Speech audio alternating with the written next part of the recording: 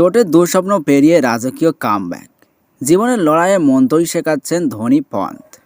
আহত হয়ে খেলা থেকে ছিটকে যাওয়া, আর তারপর সেই চোটকে বশ বানিয়ে ফের ক্রিজে ফেরা, এ যেন লড়াইয়ের অন্য এক ইস্তাহার। ক্রিকেট মাঠে নতুন করে সেই অদম্য জেদের গল্প লিখলেন ধোনি পন্থরা। একজন নতুন করে হাঁটতে শিখেছেন, অন্যজন উঠেছেন হাঁটুর চোট ছাড়িয়ে। সেই সব বাঁধা কাটিয়েই যেন রাজকীয় ফেরার নিশান ওড়ালেন দুই প্রজন্মের দুই তারকা। এভাবেও ফিরে আসা যায়, এ কথা বলা আসলে চ্যাম্পিয়নদেরই সাজে। নিজেদের কাজের প্রতি যাদের তীব্র প্যাশন, যে কোনো প্রতিকূলতা থেকে অদম্য জেদে কাটিয়ে উঠে তারা সেই ভালোবাসার কাছে নতজানু হয়ে বসেন। সেই আশ্চর্য ভালোবাসার গল্প বারে বারে লেখা হয় খেলার মাঠে। যেমন জন্মদিনে সচিন তেন্ডুলকরকে শুভেচ্ছা জানাতে গিয়ে পুল্লেল্লা গোপীচাঁদ বলেছিলেন, আমাদের দেশের মাটিতেও জন্ম হতে পারে চ্যাম্পিয়নের। সচিনকে ঘিরেই তার যে এই জোরালো বিশ্বাস, সেই বিশ্বাসের ভিত পোক্ত করেছিল প্রতিবার চোট আঘাতের বিপর্যয় কাটিয়ে সচিনের ফিরে আসা, আহত হয়ে খেলা থেকে ছিটকে যাওয়া, আর তারপর সেই চোটকে বশ মানিয়ে ফের ক্রিজে ফেরা। এ যেন লড়াইয়ের অন্য এক ইস্তাহার। ক্রিকেট পিচ সত্যিই যে ভালোবাসার গল্প জানে, যেখানে খেলোয়াড় আর খেলার মাঝে চোট যতবার বাঁধার প্রাচীর হয়ে দাঁড়ায়, ততবার হেরে যেতে হয় বাধাকেই। চলতি আইপিএলের শুরুতেই সেই কাহিনীতে যেন যোগ হলো দুই নতুন পাতার। তার একটাই লেখা তরুণ ঋষভ পন্থের নাম, অন্য পাতায় সদর্পে দাঁড়িয়ে এক বুড়ো ঘোড়া যার নাম মহেন্দ্র সিং ধোনি। আঘাত তাদের আহত করেছে, কিন্তু বেঁধে রাখতে পারেনি, থামিয়ে দিতে পারেনি পিছু টানে। হাল আমলের ক্রিকেটের নয়া ফরম্যাট বারে বারেই বয়স্ক খেলোয়াড়দের ফেলে দিয়েছে বাতিলের দলে, কিন্তু ধোনি তো সেই রহস্যের নাম। ক্রিকেটের সব জটিল কুটিল অঙ্কের সমাধান যে এক্স ধরে কষা যায়। চলতি আইপিএলে প্রথমবার ব্যাট হাতে নেমে 42 বছরের ধোনি বুঝিয়ে দিলেন, এখনও তার ব্যাট বোলারদের ঘুম কেড়ে নিতে পারে অনায়াসে। অথচ হাঁটুর চোট সারিয়ে সবে মাঠে ফিরেছেন তিনি। গতবারের আইপিএলে বাঁ পায়ের হাঁটু ধোনিকে ভুগিয়েছিল। অনুশীলনের সময় ম্যাচের শেষে বেঁধে রাখতে হতো আইস প্যাক। আইপিএল শেষে অস্ত্রোপচারও করতে হয়। এমনকি এবারের ম্যাচেও মাঠ ছাড়ার সময় স্বাভাবিকভাবে হাঁটতে পারছিলেন না ধোনি। ম্যাচে দেখা যায় তার বাঁ পায়ের কাপ মাসলে আইস প্যাক বাঁধা, কিন্তু চোট নিয়েও 4টে 4 আর 3টে 6 উপহার দিয়ে বিশাখাপত্তনমের হলুদ জার্সি ভরা গ্যালারিকে মাতিয়ে দিলেন চেন্নাইয়ের সিংহ, যা আরও একবার যে কোনো ক্রিকেট প্রেমীকে ব্যক্তিগত লড়াইয়ের সাহসও জুগিয়ে দিয়ে গেল। আসলে ক্রিকেট মাঠের লড়াইটা 11 জনের, কিন্তু মাঠে ফিরে আসার লড়াইটা ব্যক্তিগত এক একজনের। তা সে সৌরভের কামব্যাকের গল্প হোক কিংবা কোহলির সেঞ্চুরিতে ফেরার রূপকথা।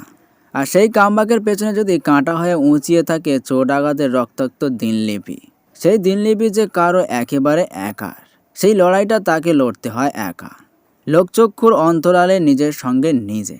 ঠিক যেমনটা লড়তে হয়েছে ঋষভ পন্থকে।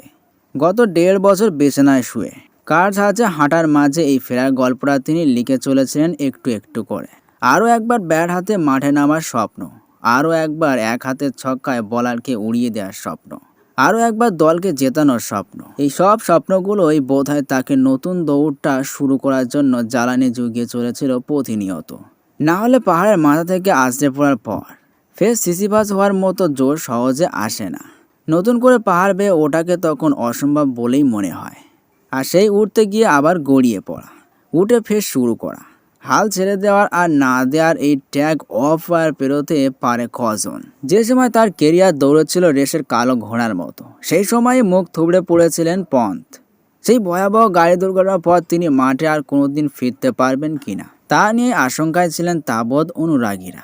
গত দেড়টা বছর বিছানায় শুয়ে থেকেছেন, ক্রাচ হাতে নিয়ে হাঁটতে শিখেছেন প্রায় নতুন করে। সেই ঋষভই নশায় 3 দিন পরে আইপিএলে অর্ধশতরান করে দলকে জেতালেন ফের তার এক হাতের ছক্কা উড়ে গেল মিড উইকেটের ওপর দিয়ে। এই যেমন ধরা যাক দিল্লি কলকাতা ম্যাচের কথা।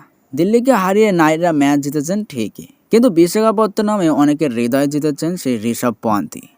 পরপর 2টো ম্যাচে হাফ সেঞ্চুরি করলেন। এই ম্যাচে পয়েন্ট প্রাপ্তির খাতা শূন্য হলেও বহু মানুষের ভালোবাসা পেয়েছেন পন্থ। ঋষভ পন্থ বরাবর আলোচনায় উঠে এসেছেন তার বিভিন্ন সব শটের জন্য। কলকাতা নাইট রাইডার্সের বিরুদ্ধে বিশাখাপত্তনমেও একটি নো লুক 6 মেরেছেন ঋষভ, আর যা দেখে চেয়ারে বসে থাকতে পারেননি কেকেআরের মালিক শাহরুখ খান এবং তার পাশে থাকা নাইট সিও ভেঙ্কি মাইসোর।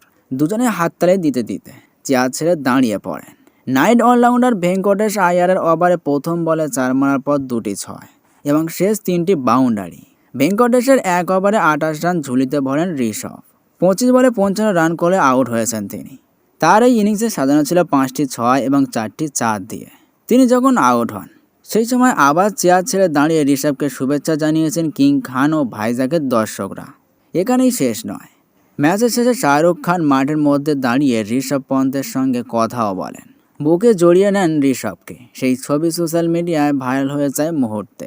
আইপিএলের এই কয়েকটা ইনিংস জুড়েই উঠছিল রাজকীয় এক ফেরার নিশান, যে নিশান হয়তো পথ দেখাতে পারে হাল ছেড়ে দিতে বসা যে কোনো মানুষকেই। তাই ঋষভের খেলার সময় গ্যালারিতে এক পোস্টার বলছিল, তুমি কখনো একা হাঁটবে না।